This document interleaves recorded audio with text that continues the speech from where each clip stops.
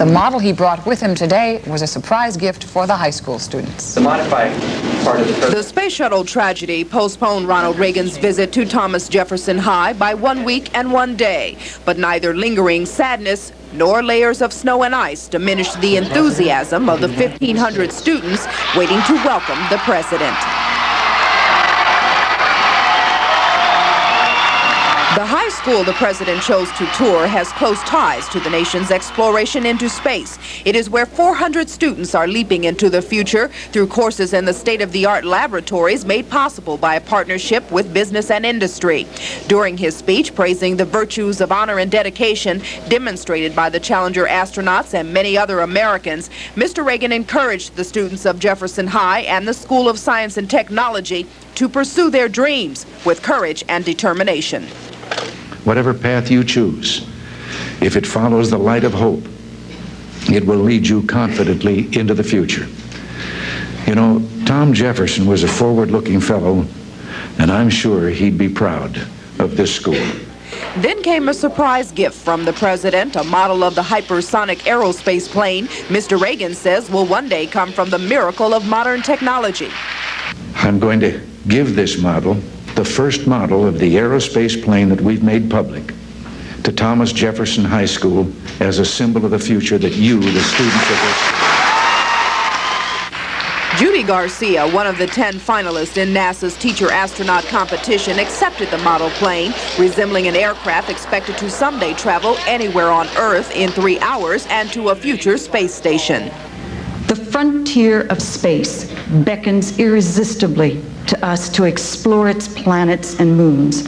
The courage and the dedication of the Challenger crew of 7 will serve to inspire and guide us as we continue their journey to the stars. Before the president's journey to Jefferson High ended, he answered some questions from the students about his path to politics, position on school prayer, and plans for America's space program. And after telling the students they had made him more optimistic about the 21st century, the president received a present he had not expected.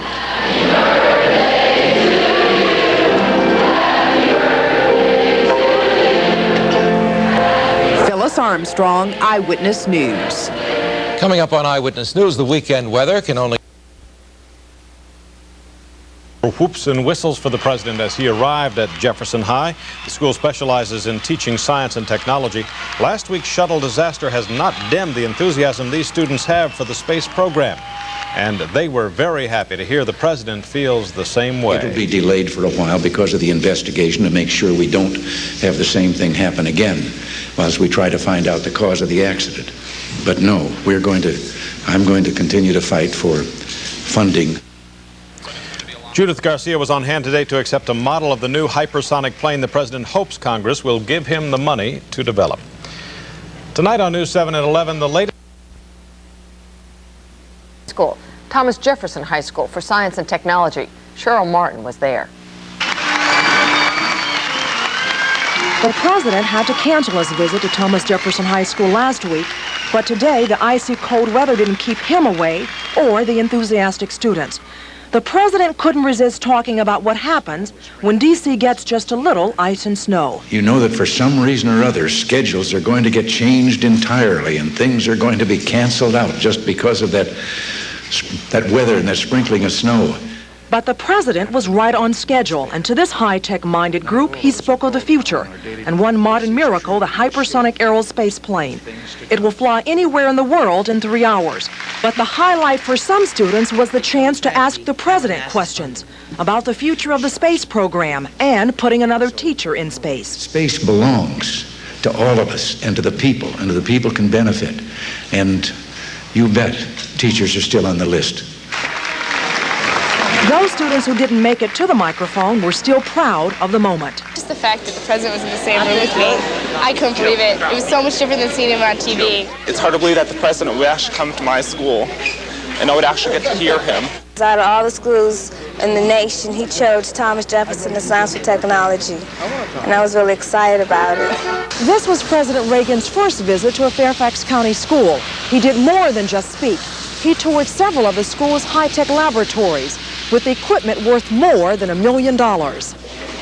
Like this computer laboratory equipped with 40 terminals, area businesses sponsored all 5 of the specialized labs for science, engineering, and telecommunications instruction. And there are plans for more.